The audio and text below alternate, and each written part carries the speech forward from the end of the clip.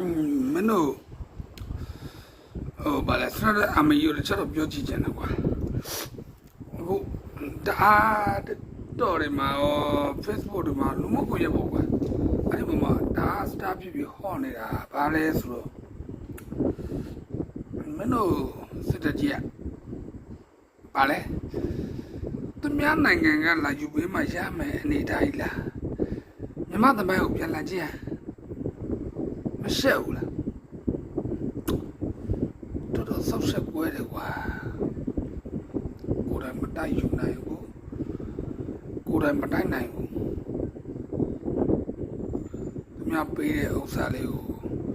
ရတလောက်လေးယူပြီးတော့မီဒီယာပေါ်မှာလှရိုက်ပြီးတော့ဖွာရှုပ်ကောင်းတော့ဘောဒီစမ်းမရှိတာအခုလည်းငါတည်းနဲ့နားထောင်နဲ့ကြားတယ်ဥစ္စာနားထောင်ပြီးတော့ရည်ရတယ်နဲ့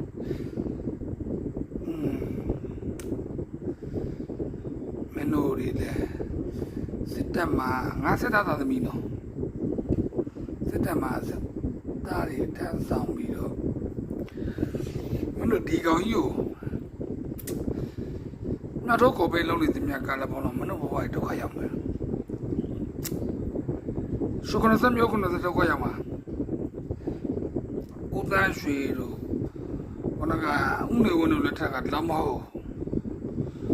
ဦးသိန်းစိန်လက်ထက်ကနေစလာလိုက်တဲ့ပြောင်းလဲမှုတွေကအခုမဲအွန်လိုင်းမဟာလာလက်ထက်မှာတော်တော်ဆိုးသွားပြီစင်ဆာလုံးဆောင်ရလိုက်မလို့